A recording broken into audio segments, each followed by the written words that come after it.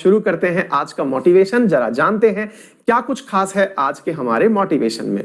Motivation में लिखा हुआ है कि जिंदगी खेलती भी उसी के साथ है जो खिलाड़ी बेहतरीन होता है। बहुत ही खूब पंक्ति लिखी है साथियों, और ये निश्चित ही आप और हमको बहुत ज्यादा प्रभावित करेगी ये पंक्ति कि जिंदगी खेलती भी उसी के साथ है जो खिलाड़ी बेहतरीन होता है।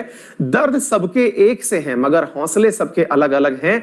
कोई हताश होके बिखर जाता है तो कोई संघर्ष करके निखर जाता है। क्या खूब है। आप पूछेंगे कि सर एक बात बताइए, दो अलग अलग बातें लिखी हैं और दोनों ही अपने आप में गहरी बातें हैं। सबसे पहली गहरी बात तो ये लिखी है कि जिंदगी खेलती भी उसी के साथ है जो खिलाड़ी बेहतरीन होता है। बिल्कुल ठीक है ना यार।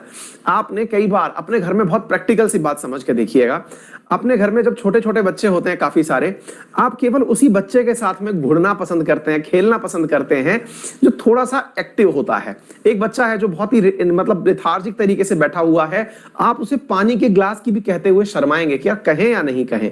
मेरे बहुत से विद्यार्थी ऐसे बहुत सारे नॉन हैं जिनकी अक्सर ये कंप्लेंट रहती है। कंप्लेंट नहीं, एक प्रकार से वो एक्सक्यूज होता है असल में कि हम पढ़ क्यों नहीं पाते। तो वो अपना आंसर देते हैं, सर हमें घर वाले बहुत सारे काम बताते हैं, करने के लिए बहुत सारे काम बताते हैं, ये कर लो, यूं कर लो, ऐसे कर लो, घर से वो सामान ले आओ, वहां से चले जाओ, घर वालों का ये काम कर दो, ये सारे काम बताते हैं। तो अक्सर मेरा उनसे यही कहना होता है कि आपको काम इसलिए बताते हैं क्योंकि उन्हें पता है कि आप कर सकते हो। अगर उन्हें लगता है कि आप नहीं कर सकते हो तो वो नहीं बताएंगे। तो पहली बात तो ये समझिए कि आप इसमें अपने आप को दीनहीन अवस्था में मत समझिए। आपको ये समझिए कि आप काबिल हैं इसलिए कर पा रहे हैं। हाँ, समझाने की जरूरत यह है कि पढ़ाई ज्यादा महत्वपूर्ण है तो पढ़ने दीजिए, काम बाद में हो जाएंगे। Point number 1। दूसरी बात होती है कि सर आपने कैसे कहा कि सबके मतलब दर्द सबके एक जैसे हैं, सर कैसे दर्द हो सकते हैं। मैंने कहा यार देखो, दुनिया में ना 4-5 प्रकार के ही कष्ट हैं। अब उसमें पूरी दुनिया त्रस्त है। क्या क्या कष्ट हो सकते हैं? किसी को शारीरिक क्षति हो सकती है, शारीरिक क्षति में कोई बीमारी हो सकता है या किसी का पर्सन लॉस हो सकता है, ठीक है, नंबर 1। नंबर 2, किसी को भाई साहब पैसे की कमी हो सकती है, ठीक है।